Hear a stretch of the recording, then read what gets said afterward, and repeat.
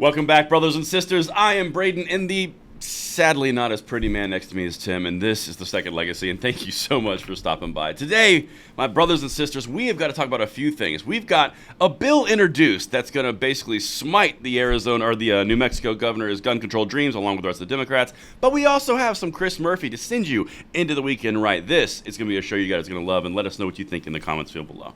Of course, make sure you hit that like button, subscribe to the channel, and turn the notification bell on. And now, to the visually challenged friend of mine, Tim, how are you? I'm fine. Don't make fun of the readers. Now I have a complex. Man. Oh, you do. Oh, Yeah. Hey, I thought they looked great. All right. So anyway, I think they look great. You're distinguished and wise, is what the vibe you're giving right now. yeah, you know what bothers me the most, I think, about all of this is every day I get uglier to you. We started off. Only this week. I was this really good-looking dude, and now I've degraded to. By Friday, I'm just like this visually challenged guy. I assume that means I'm not very pleasant to look at.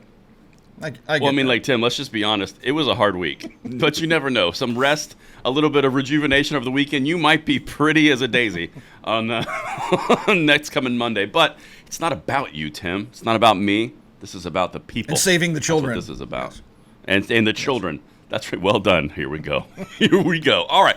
Well, Tim, I think it's incumbent upon us to talk about something that happened yesterday. I think it's interesting with a bill that came into Congress spurred and inspired by the tyrant wannabe in New Mexico. You want to dive into that, and then we'll top off with some Chris Murphy? Yes. Let's do this. All right.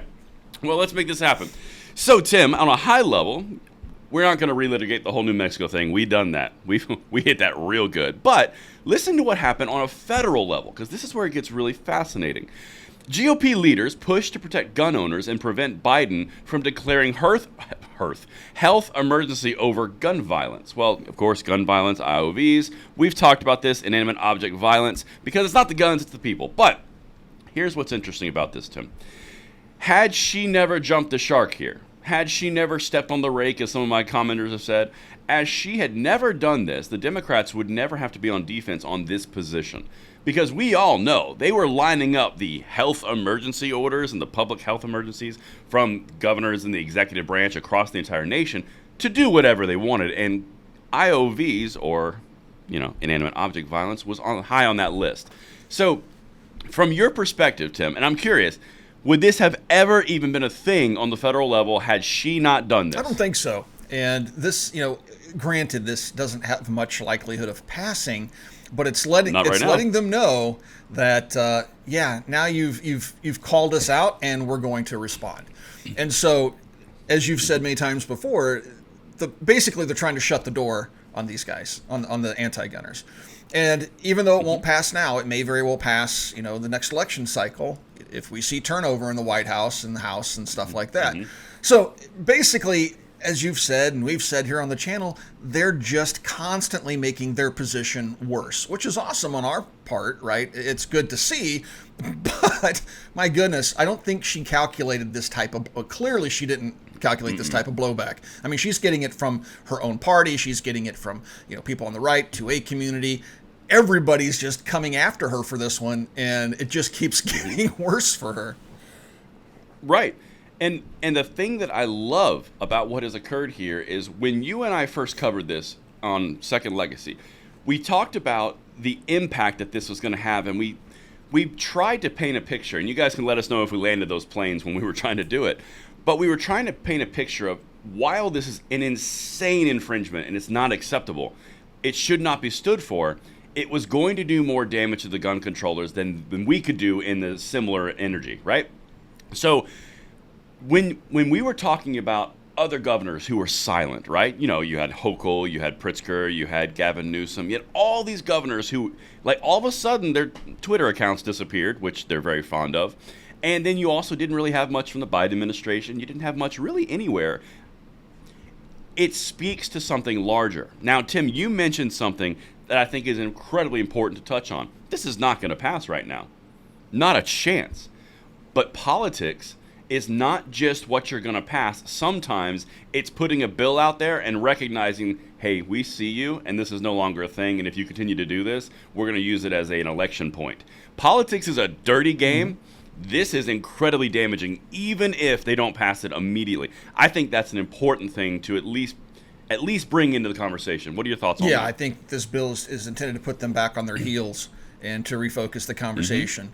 And I think it's going to work to that end. It'll be interesting to see how they respond, if they even respond. Much of the typical anti-gunners and stuff that have been out there throughout modern history, like you said, they're kind of silent on this. Nobody really wants to talk about it. Nobody wants to bring it up because they know that every time they do, things like this is going to happen. So they're trying to like back away from this quietly without giving it much attention, hoping it'll just quietly go into the darkness. But it looks like the Republicans are doing something about it. Now, what's interesting is it seems like the Republicans are the most animated, the most active when they're not in power.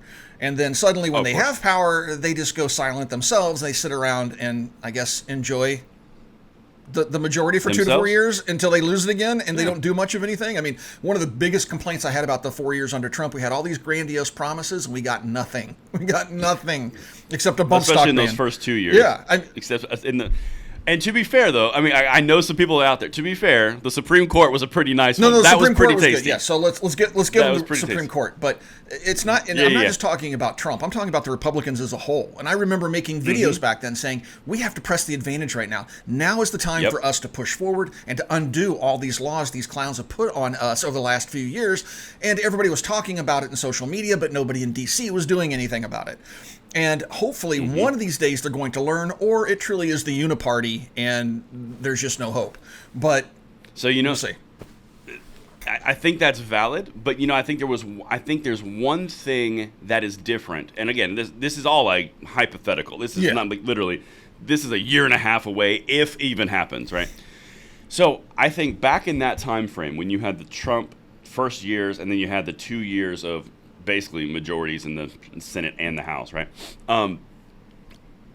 It was a different vibe then, right? So at least in my opinion, I'd love to hear your thoughts on this. The conservative side of the aisle, the Republicans were just happy that it wasn't Hillary Clinton. They were just happy that it wasn't more of the Obama regime. And there was almost like this complacency of saying, hey, we've got it, cool, the fire's out. And there was this effect of the population took a breather and relaxed. I mean, you remember the thing, Trump slump, that was a real thing. It kind of faded, and then I think that the political class did the exact same thing because there was no fire from the bottom. That's what I personally believe. I think this time, there's so much fire from the bottom, I don't know if that were to happen, if they'd be able to ignore it the same way. Because the infrastructure for YouTube is different. The political actions are different. The Second Amendment defenses are different. I don't know. It's just different. I mean, things are definitely getting more heated. However, throughout my entire life, I've seen this exact same scenario play out over and over again. The Republicans make all sorts of grandiose statements and all these things they're going to do and come vote for us. And to be fair, both sides do this. Then they get in power. It's politics. Yeah, and they get in power and they do a whole lot of nothing. And it's really depressing because, remember, we just came out of the Obama era, and that was a rough time for gun owners. And then we get Trump. And so I was optimistic then, saying, well, if people are radical enough to take this, political outsider that previously had no chance of winning a presidential election and catapult him to the presidency, I thought, well, maybe people are upset enough to actually do something now. Once they put him in there, now use that new, power that you've acquired in government, and yet we did nothing, except we did get the Supreme Court justices. That was a slow burn, but I mean, immediately awesome. we didn't get any of the things that were promised to us in all the speeches leading up to the election. And so that's the problem I have with the parties in general. And this isn't a dig at Trump or any particular politician. This is just how it always goes. It is just, I don't know. It's apathetic. It's the nature of the game, and honestly, it's the squeakiest wheel always does get the grease. So I mean, to me, I see that as an opportunity to be more squeaky. But that's just my own opinion. But I think one thing that's just to put a note on something you just said. When you just said the radical choice to go with Trump, I don't think that you mean it was a radical, like he's a radical person. I think it was a radical idea to do an outside. You were saying it's such an out of the box idea, right? It wasn't he was radical. It was, and you didn't generally, in elections, presidential elections, they pick very groomed political candidates. Trump was radical in that he was the outsider. He had no history in politics, right? And so it was truly a bold move because nobody really knew what we were going to get, right? He was saying one thing, and we had all these books he'd written over the decades that said another thing. I was in that camp that was concerned, like, this guy has historically far left-leaning views, and now he's telling us he's far right-leaning and he's very conservative. I was like, But then, obviously when he got into the office, he carried out some of those promises, and he definitely did, things I think were good in terms of the direction of the economy and all that other stuff. It's the Second Amendment stuff that he campaigned on that we didn't get delivered on. If anything, we did get the Supreme Court, but then we also got the bump stock nonsense and everything else, right? And then a number of really interesting snippets where he's saying, take the guns now, due process later, and things like that really caused us concern at the time. So right, this is something interesting. By the way, I'm just going to give you a fair warning. I'm forecasting a Trump impression coming from me at some point in the near future. I don't know why, but it's coming. Okay. But I think it's an important thing. Honestly, this is not the point of the video. Like, we didn't even go down this road on purpose, but it's a good point to hit. Trump is such a mixed bag of outcomes that you can't really put him in a bucket, right? Like, you can't. There's not a bucket big enough for this greatness. You got to do the T-Rex hands. Hold on. Well, I wasn't in full Trump mode yet, but that was a teaser. But if you look at his whole record across the board, the bump stock thing with the ATF, that's not good. The red flag language around take the guns, worry about due process later, that's not good. And that's not good on all fronts, not just guns. But then at the same time, there's the Supreme Court, which is conservative on guns. So I think that's the most interesting breakdown of Trump is like it's almost like an emotional reaction in that moment, and you don't really know which one you're going to get. Yeah, it's interesting. But one thing I can rely on, and here it comes. I'm so excited. I can rely on solid gold clips for 4 years. This is going to be the greatest. No, it's not even close. We're gonna have so much Second Amendment. Putin's gonna want to say, "How can you do this? It's so great," but we did because we're awesome, and it's amazing. And I'm Trump. You got the T-Rex hands and everything. I love the guys. The mannerisms are so gold. Take everything else out. I would watch them all day. One of the things that I absolutely love that whole administration just because every time you turn on the news in the morning, you had no idea what you're going to get. And I love that disruption. I really do. I was like, well, if we're going to elect Trump, then let's burn the whole thing down and start from scratch type of mentality at the beginning. I'm like, let's just watch this baby burn. Let's watch this baby promised burn. to take a wrecking ball to the establishment, which I think a lot of us are all for, right? So he was like Miley Cyrus. Again, that was that whole radical concept of bringing in the outsider that's promising to disrupt everything, and he did. Delivered. He did disrupt. It's going to be so disrupting. They're going to write books and they're going to write judges and laws and everything about it. Anyway, all right. Enough of that.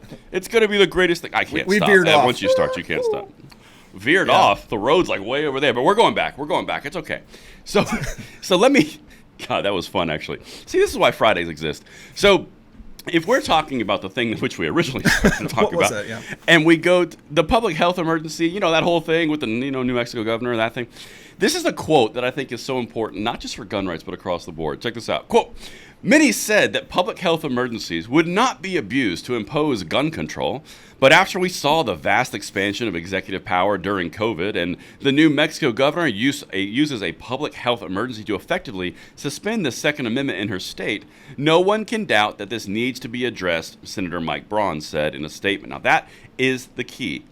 We tried to warn you. Mm-hmm. We said they were going to do it, but no one believed us. And then they did it. Let me tell you something about Mike Braun. What an amazing man. Tell me something. He's from Indiana. I've had the chance to meet him in D.C., and he is a true conservative. This is a man that ran for the Senate. He promised he's going to do 2 terms and then retire. And from everything that we can see so far, he's actually making those plans here in Indiana. So it's good to see leadership like that. He's not the guy that's plastered all over the news cycle and stuff like that. You'll see an interview here and there, but when you meet him and you realize, first of all, he's very strong pro-Second Amendment, but he's a very strong constitutionalist and conservative. So it's really fun to see him making these news clips because in meeting all these different politicians, Mike Braun is simply one of the best politicians I've met in a long time because he actually says and does things that and makes promises he intends to keep, unlike so many others. So anyway, Mike Braun, go Indiana. Hoosier. Go team. You feel good about that? You feel like you represented I where love you're my from? flyover state, yes. Okay, well, that's good. That's good. It's a beautiful flyover state, to be fair. It's a great state.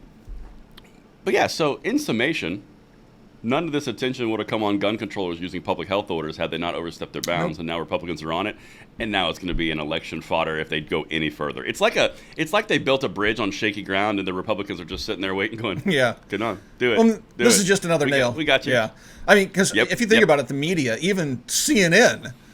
Buffy over on CNN even eviscerated Buffy. I mean, she has been taking fire from all sides. She is standing in the dead center of a circular firing squad.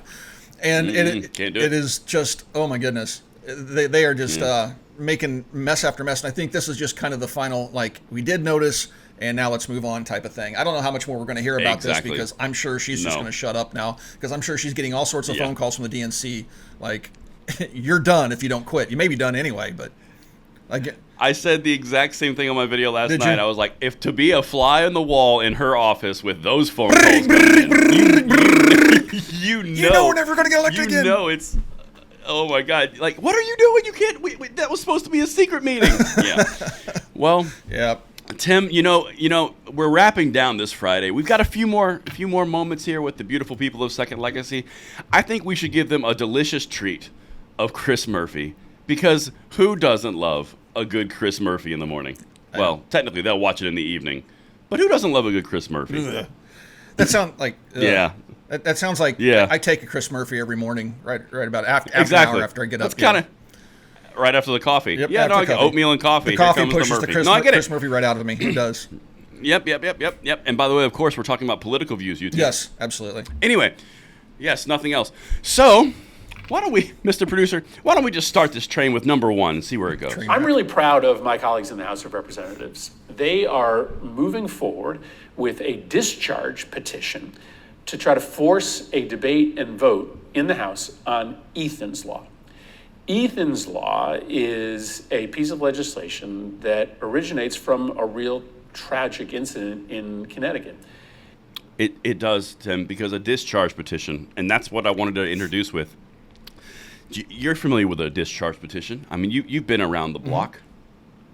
So just in case someone's not, let's throw number 3 up there to show you guys what a discharge petition is going on in the House, because the Democrats have done this a lot recently. So check this out. To discharge a bill from a standing committee, because what they'll do is they'll get the bill in committee and then they'll do a discharge petition. After a bill has been introduced and referred to a standing committee for 30 days, a member of the House can file a motion to have a bill discharged or released from consideration by the committee. In order to do this, a majority of the House, 218 voting members, must sign the petition. Once it reaches 218 members after several legislative days, the House considers the motion to discharge legislation and takes the vote after 20 minutes of debate. That right there is basically the workaround. So if you guys are not familiar with how the House works, the Speaker of the House decides what bill is going to go to the floor and get voted on or debated or anything. McCarthy doesn't do this, so the Democrats have tried consistently to get assault weapon bans and mag bans and red flag laws and now Ethan's Law around McCarthy by picking off around 6 or 7 Republicans. That's what he's talking about. So in order to do that, they would have to have 6 or 7 turncoats on the Republican side to get this thing discharged out of committee and then voted on in the House, which they're hoping will happen, which then get to this guy, which leads to our next clip. Again, it would go to the Senate. Now, Tim, is that a pretty good summation of discharge? Yeah. Did I land that plane pretty well? I think people understand now what the strategy is, or I'm sorry, strategery is here? Yes. Strategery. Yeah, strategio. Yeah, 100%. Well, now, let's look at what he's saying next. Number 2, Mr. Producer. Connecticut has passed Ethan's Law, but we need a national requirement for the safe storage of weapons. And so that's why I'm so excited that my friends in the House are pushing forward and trying to force a debate and a vote on Ethan's Law in the House. If they get that vote, I think Ethan's Law will pass, because this issue of safe storage, it tends to be one of the least controversial, least political of all the debates when it comes to the future of American gun laws. Gun owners generally agree that you should lock your guns up at home when you're not using them. And they're not that afraid of rules that would require that practice because responsible gun owners are already doing it. Oh my goodness! Now, how delicious was that? That clip? is so funny. Like, gun owners, are all for storage. Yeah. They'll tell you they're for safe storage, but what they're not for is registering themselves, registering their guns, and having you just walk in through the front door anytime you feel fit to say, "Hey, put down the forks, everybody. Dinner's over. Where are the guns?" I mean, that's what we're opposed to. Now, if I want to decide to store my guns safely, which I do, then that is up to me. But it is not up to the federal government to say, we're going to mandate you store them safely. But it'd be one thing if they said, you must store them safely. And if we catch you through some crime happens, and then we're going to investigate. That'd be a little bit different than we're going to mandate you have to store your guns safely. And if you don't, we're going to catch you because now we're going to register your guns, register everything. And we're just going to walk in through your door anytime we feel fit to make sure you're carrying out the law to the letter. So it's deceiving for him to say, well, gun owners support this. Because if you go to a gun owner and say, with no context, and say, do you support storing firearms safely? Do you think that's reasonable? Most gun owners would say, well, yeah, I mean, you should store guns safely. Why not?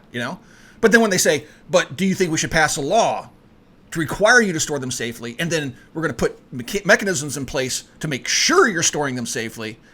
And then you go, well, what does that mean? Well, it means we're just going to show up whenever we want. No, I don't think I support that. Right? That was a grade A Tim rant if I've ever heard one. I mean, one of my favorite things on this planet is playing a clip and you start going and I'm just like, well, he's such an idiot.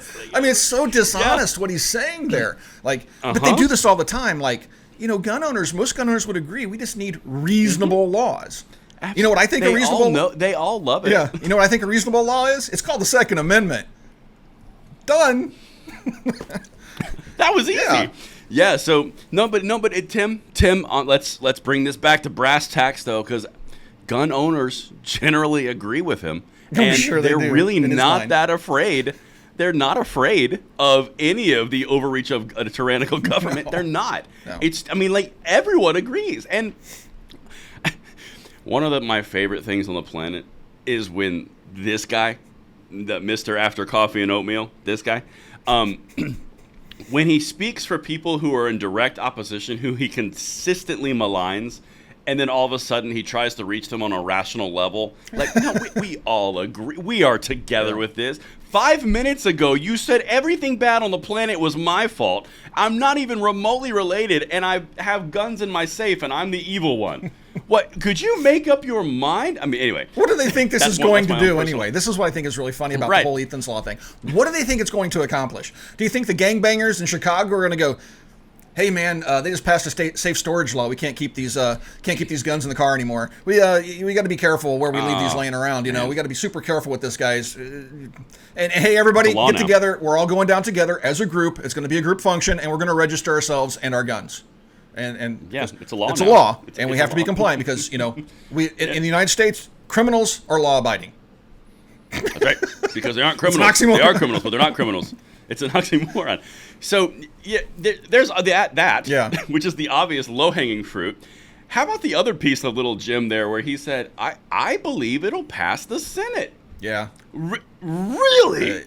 Okay. Well, let's talk about that. What would have to happen? Mansion. You'd have to have 60 independent people. Well, hold on. That's the backup. You'd have to have 60 people agree to vote it into actual discussion. Right. After a discharge petition. It's called the filibuster. After Republicans passed it in the House, and the filibuster would be there. So you would have to either A, have 60 senators come along your side and do it. By the way, good luck after the Senate Bipartisan Safer Communities Act, when they already got more heat than they've ever had in their lives from the gun world. And then also you'd have to, or you'd have to completely get rid of the filibuster in an election year. Yep. And that's what Chucky's going to have to weigh, because that's their good luck. Yeah, that's their only real option is if the House by some miracle passes this and it goes to the Senate, Chucky's going to have to waive the filibuster. And that could open the door to all sorts of problems just a year later. And I think he knows that. Yeah. So could you imagine their heads if Trump got elected, had no filibuster in the Senate, and he had a House? Oh my! Oh I went looking for poll numbers the other day for responding to a tweet, and I found all these major polls like CBS and Harris and all this other stuff that have put Trump anywhere between 1 to 4 points ahead of Biden on a national level. And every time these weird. Anyway, I would just post that stuff on Twitter to people talking about, look how popular Kamala Harris is. She's just crushing it at these schools. And I'm like, reality. She's doing great. No, she's doing. Oh, dude. Oh, so, yes, Davey Hogg posted. Oh, go ahead. Yeah. Oh my God. No, yeah. So Davey Hogg posted something, and it was like, look at the youth vote out for Kamala Harris. And it was a bunch of old people. I saw that. I know it was. It was like half the people there. It's like, look at Gen Z go. It's like Gen Z has gray hair. Yeah, like they're like 90 and like in like Rascals. Like, what are you talking about? I know. Oh, unbelievable stuff. Oh my God. Well, you know what, Tim? I think after our morning Chris Murphy coffee and oatmeal, I think we're good to wrap. Yeah. I think we're good to wrap. All right, guys. Hope you enjoyed today's episode. Have a great weekend. Do some shooting. Have some fun. Hang out with family, and we'll see you next week. Thanks for watching Second Legacy, and we'll talk to you soon.